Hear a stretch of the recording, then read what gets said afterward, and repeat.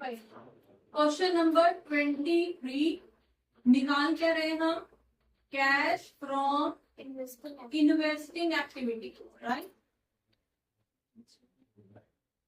Fine. अब देखो हमारे पास कुछ क्वेश्चन है जिसके अंदर हमें कुछ स्पेसिफिक डिटेल्स दे रखी है। इन्वेस्टिंग एक्टिविटी किस तरह से निकालोगे? पहले आप देखोगे फिक्स्ड एसेट से इनफ्लो कहाँ कहाँ से हो रहा है वो, और दूसरी तरफ खर्च कहाँ कहाँ हो रहा है। ठीक है, तो पहले इनफ्लो का अगर हम देख लेते हैं, जो आइटम हमें दे रखे हैं उनसे रिलेटेड हमें कुछ एडजस्टमेंट्स दे रखी है। एडजस्टमेंट मतलब 3 वैल्यू दे रखी है। 3 वैल्यू दे रखी है, इसका मतलब पहले अकाउंट बनेगा। पहले अकाउंट बना लेते हैं। ठीक है, तो पहले हम इन्वेस्टमेंट अकाउंट बना लेते हैं। ठीक है, बता दो जरा, इन्वेस्टमेंट आपकी क्या है? फिक्स एसेट है ना, तो कहां से स्टार्ट होगी? 2 साइड से, राइट? तो हमारे पास यहाँ पे बता दो जरा क्या क्या वैल्यू रहेगी इसकी इन्वेस्टमेंट की। इनिशियली कितनी थी? 2। ओपनिंग बैलेंस या बैलेंस बीडी कितने की थी? 5 लाख रुपीस की यहाँ पे शो हो रही है। और क्लोजिंग में कितनी हो रही है? इधर लिख दो, बाय क्लोजिंग बैलेंस या फिर बैलेंस सीडी 10 लाख रुपीस हमें यहाँ पे दिखाई देंगे, राइट? हाँ जी, 10 लाख, सॉरी। डन? क्लियर हो गया? अब देखिए यहाँ पे इसके बीच में आपसे बोला गया है half of the investment held in the beginning of the year. Beginning में कितनी थी? 5 लाख की थी। उसकी आधी 5 लाख की थी बिगिनिंग में इन्वेस्टमेंट, उसकी आधी बेच दी गई है विद 10% प्रॉफिट। तो बताना जरा सेल कितने की हुई होगी?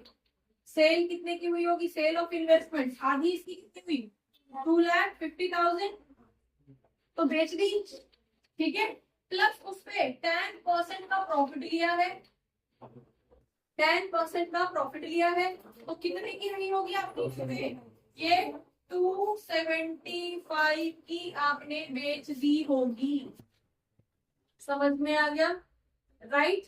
अब 275 की अगर बेच दी है, अब यहाँ पे कोई डेप्रिसिएशन तो है नहीं। सिंपल आप समझिए कि यहाँ पे आपने कितने की बेच दी है? Buy sale. कितने की सेल हो गई है आपकी? यहाँ पे हो गई है 2,50,000 की, आपने सेल कर दी है। इन्वेस्टमेंट पे कोई डेप्रिसिएशन नहीं लग रहा।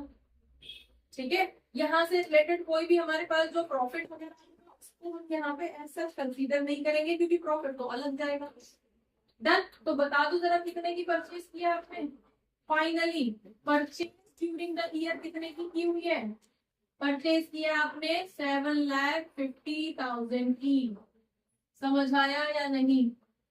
हाँ जी, कितने की, सॉरी कितने की वैल्यू आ गई आपकी? 1250 कितने की खरीदी है? तो इन्वेस्टमेंट के नाम पे आपका आउटफ्लो कितने का हुआ है? 7,50,000 का हुआ है।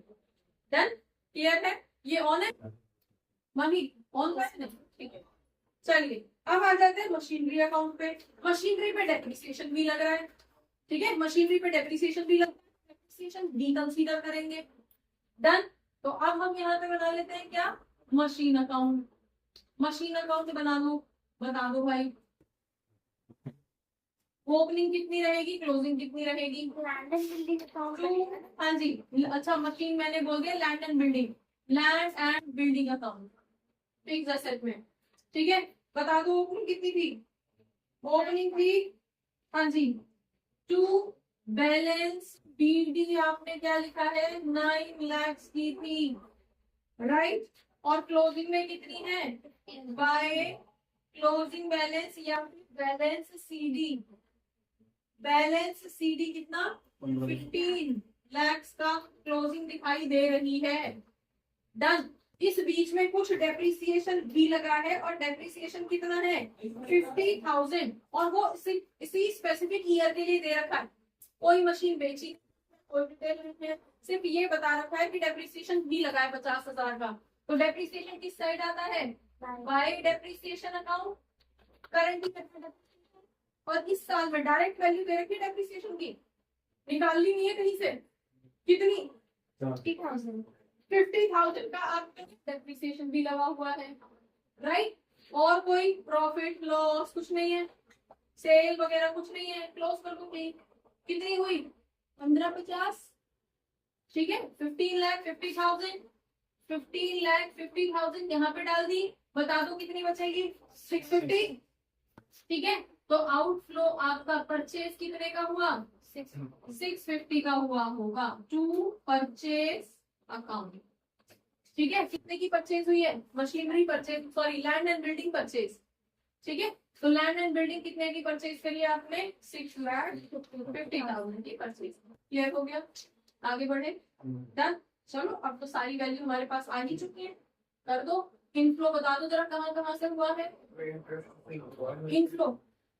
सबसे पहले तो सेल हुआ है, सेल ऑफ इन्वेस्टमेंट बेची थी, 250 की बेची थी, 25,000 का प्रॉफिट आया था। टोटल कितना आ गया? 275 का इनफ्लो हुआ है, सबसे पहला, ठीक है। दूसरा आपको दे रखा है रिसीव हुआ है, इसमें आपको इंटरेस्ट ऑन इन्वेस्टमेंट भी रिसीव हुआ है। कितने का? 75 है, 75 है ना? 75,000 का आपका इंटरेस्ट रिसीव हुआ है। बस और कोई इनफ्लो नजर आ रहा है? चलो टोटल कर दो, कितने का हो गया?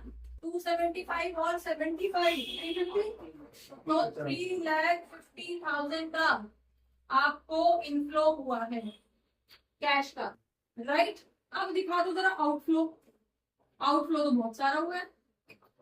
आउटफ्लो कितने कितने का नजर आ रहा है यहाँ पे? आउटफ्लो आपके पहले तो आपने यहीं पे कितने की खरीदी है? आपने खरीदी है परचेज ऑफ इन्वेस्टमेंट, कितने की? 7,50,000 की तो ये खरीदी है, ठीक है। फिर आपने कुछ मशीन भी खरीदी है, purchase of, sorry land and building, मैं मशीन भी उसमें चली जाती हूँ। लैंड एंड बिल्डिंग कितने की खरीदी है? 750 की ये खरीदी है। और कोई आउटफ्लो नजर आ रहा है यहाँ से क्वेश्चन में से? नहीं नजर आ रहा? कर दो, ये कितने का आउटफ्लो हो गया बताना। Total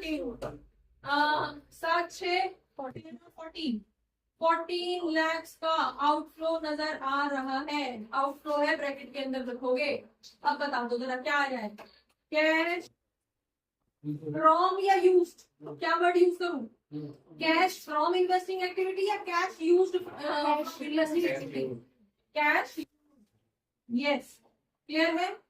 cash used in investing activity बता दो कितना होगा? 14 में से 3.5 जाएंगे, 10,50,000 का कैश यूज्ड नजर आ रहा है, यही है।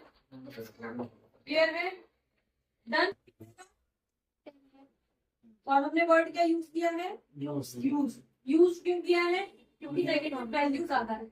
इसका मतलब है कि इन्वेस्टिंग में आपने लगाए 14 लाख है, इनकमिंग खाली 3.5, ठीक है जी। क्लियर हो गया? तो इसी तरह से पहले इनफ्लो निकालो फिक्स एसेट से, फिर आउटफ्लो निकालो फिक्स एसेट का। पहले क्या निकाला तुमने? कैश फ्लो, मतलब कैश का इनफ्लो निकाला फिक्स एसेट से। फिर कहाँ कहाँ खर्च हुआ, और ये इतना ही खर्च हुआ है, ये कहाँ से पता चला? जब आपने ये अकाउंट्स कैलकुलेट किए। इन्वेस्टिंग में इन्वेस्टमेंट कितने की खरीदी है, ये अकाउंट से पता चला है, राइट। और दिख क्या रहा था? दिख रहा था कि 5 लाख स्टार्टिंग में थी, एंड में 10 थी, तो 5 लाख खरीदी होगी। लेकिन एग्जैक्टली 5 लाख की नहीं खरीदी। खरीदी कितने की है? जब आपने यहाँ पे कैलकुलेट कर लिया, राइट। एक और चीज इन्वेस्टमेंट में आपको ध्यान देनी है कि ना तो हमने कोई डेप्रिसिएशन यहाँ पे लिखा, ना हमने कोई सेल वगैरह जो भी एक्स्ट्रा थी, जो प्रॉफिट या गेन हुआ है, वो भी नहीं लिखा। ये दोनों चीजें नहीं लिखी, क्योंकि ना तो इन्वेस्टमेंट में कोई डेप्रिसिएशन लगेगा, ठीक है, और ना ही इसका प्रॉफिट कितना हुआ वो सब हमारे इनफ्लो में रिकॉर्ड होगा अलग से, यहाँ नहीं हुआ, ठीक है। लेकिन यही डेप्रिसिएशन कितने में बिकी, अगर ये लैंड एंड बिल्डिंग होती या टेंजिबल एसेट होता, तो फिर हमें दोनों लिखना पड़ता, डेप्रिसिएशन भी लिखना पड़ता, सेल कितने की हुई वो भी लिखना पड़ता, इंक्लूडिंग प्रॉफिट एंड लॉस, ठीक है। फिर हम यहाँ पे दिखाते कि जो है इतने लाख की तो बिकी है, जिसमें प्रॉफिट भी इंक्लूड है। अगर प्रॉफिट हुआ है तो वो इतना अच्छा था, लॉस होगा कोई गलत था। फिर हम तीनों वैल्यू निकालते हैं। समझ में आ गया टेंजिबल एसेट और इंटेंजिबल एसेट का डिफरेंस? क्लियर है? तो यहाँ से हम वैल्यू निकालेंगे और यहाँ पे हम सॉल्व करेंगे। इस तरह से कैश फ्रॉम इन्वेस्टिंग एक्टिविटी या cash used in investing activity निकलेगा।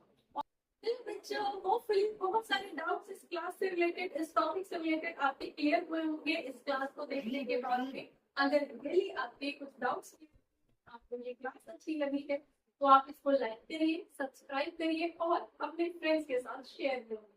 Thank you for watching. Keep watching. Don't forget to share. Keep sharing. Thank you.